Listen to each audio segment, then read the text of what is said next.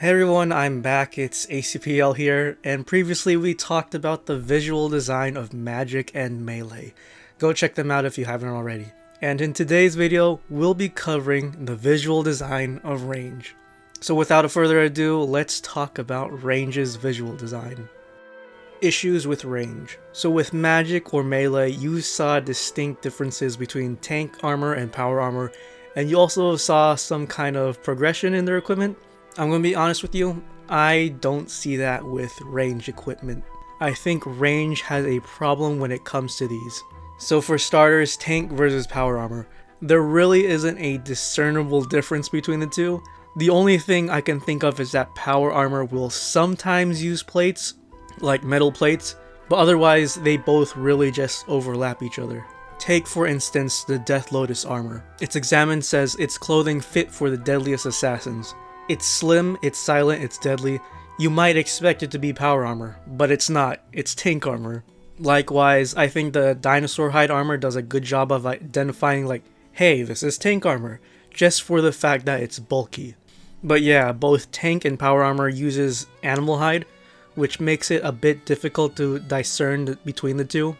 There needs to be a bit better visual indicator for what is tank versus what is power armor, because honestly, I'm not seeing that at the moment. And I can tell you like a whole list of why Range is not good visually. How else am I supposed to shoot a bow?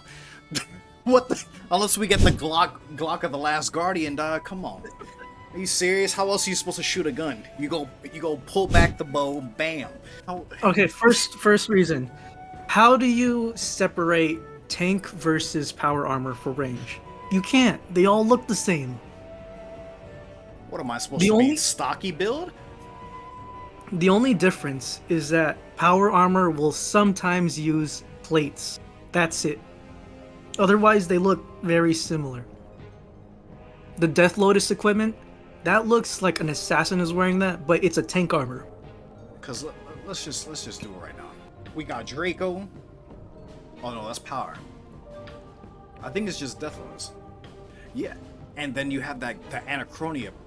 A tank. The dinosaur hide, I think it's like the only tank armor that looks tanky. But remember too, like I'm looking at it here. Like let me just go here.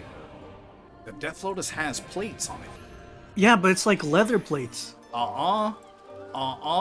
Nuh-uh. Really, a leather plate? Does that make sense to you? Yeah, just like a block of leather on your arms. That makes no sense. You would say leather padding. Yeah, okay, a leather padding. You see? Look at you. You don't make no sense. Play body.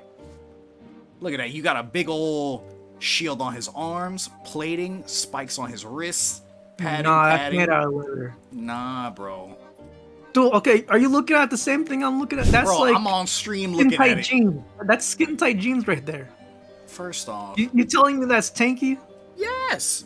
You think as a soldier we're gonna be wearing goddamn juggernaut armor? No.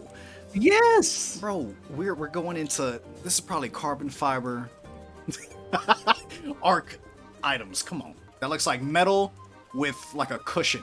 Look, hold on. I'm gonna try to get even closer with it. That looks like metal, right? On the outside. I don't know if you're looking at the stream. And then a cushion that's right here.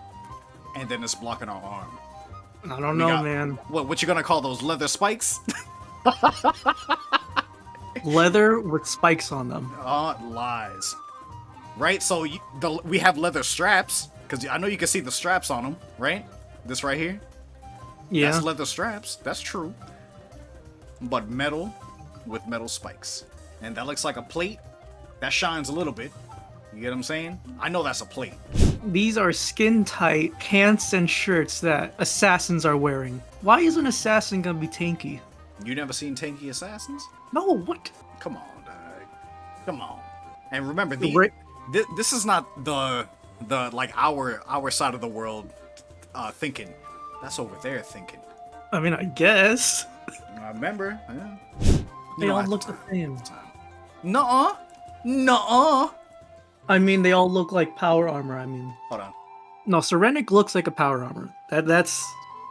Oh, I was about to say. I'm like, let me go into this. Wait, say it again. That you can't tell the difference between tank versus power armor in range. No, you look at melee, you look at mage, you can tell the difference. There's also the other issue of progression. Range equipment feels disconnected. Now, there is an overarching theme to range, which I will get to, but I want to say it doesn't really build up to that theme well. And I think one of the reasons being is that range armor is made or related to various different creatures. You got dragons, demons, dinosaurs, Dagonets, Zamorak, and Armadillo. They're all different. If I were to compare it to something, I would say it's something like bears. So you got brown bears, you got polar bears, panda bears, and so on. They're made for each of their unique environments, but when you put them all together, they kind of look goofy. That's the feeling I have with range. They're made up from their unique environments, and they're all range armor at the end of the day. But when you line them up, they feel disconnected. That's my thought on that. Themes of range. The theme that range tries to go for is the shadowy, stealthy hunter assassin vibe. And when you look at things such as the Pernix armor, Sirenic armor, Death Lotus, the weapons with the Hex Hunter bow and the Criminal bolts, and even the abilities with Death Swiftness, they all fall into that theme of the shadowy assassin. Sirenic armor especially because it's basically the Predator. And I want to say that it works well for what range is.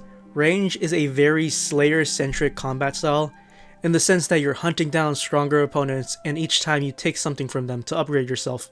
You know, for example, you take their hide for armor, or you take their limbs for bows. I think that aspect is good, it works. Suggestions. Now, I want to suggest adding another quote-unquote theme or distinction, and that is of the strong and elegant bowman. And this would help for a number of reasons. So when I was looking at the weapons, crossbows and longbows pretty much unique from each other. They were pretty much separate. A lot of the crossbows were made from some sort of creature which fits into the theme of the stealthy hunter assassin, or of the Slayer-centric style. But when you look at the longbows, there's really only 3 which fit that description, which are the dark bow, the strike bow, and the noxious longbow. The rest of the bows, they're not made from any creatures. When I looked at them more, I noticed a kind of theme to them, which is that bows are crafted and they are more elegant. For example, the Seren God bow, the bow of the Last Guardian, and the Winds of Waiko. Those are beautiful and not very characteristic of an assassin. So that's when the light bulbs start popping off. That's where I thought of the strong and elegant bowman. Historically, bowmen were pretty damn jacked. Like, they're not going to be moving as much as an assassin would, I would say. They're firm. They're also a bit more civilized in a sense. Like, an assassin, they're a lone wolf, but a bowman is usually within a group. And from that, I would think they would be more cleaner in terms of like appearance. There's also the elegance part. You would think a bowman would put more care and detail into their equipment compared to an assassin with a crossbow. Take, for example, Japanese samurai. Don't quote me on this, I might be wrong, but I think it was said that traditionally, samurai used bow and arrows more than swords. So, you know, their bow and arrows and their armor are both elegant. Similarly, I think this was in the Lord of the Rings, the orc army or whatever, they used crossbows specifically because it required less skill than using a bow and arrow. So my suggestion is to add another theme to range, which is that of the strong bowman. What would fall into this theme would be bow and arrows and tank armor. Visually, it would look cleaner, elegant, and strong, firm, and steadfast. From everything I've seen from existing range equipment and, you know, what I've said, it makes sense. There needs to be a better distinction between tank and power armors, and bows and crossbows are distinctly unique from each other. Also, look at it this way. There are no shield crossbows, only shield bows. So bada bing, bada boom, it works. The strong and elegant bowman. You have 2 themes. Theme number 1, the shadow assassin. This is where you have power armor and crossbows. And theme number 2, the strong bowman. This is where you have tank armor and longbows. So this was just me talking about the visual design of range. I hope you enjoyed it because I sure did. Let me know your thoughts, what you liked, what you didn't like, or if you have any other ideas of your own that you want to share. If you like this, feel free to drop a like, subscribe, and check out my other videos. My name is ACPL, and I'll be catching you guys in the next video. Peace.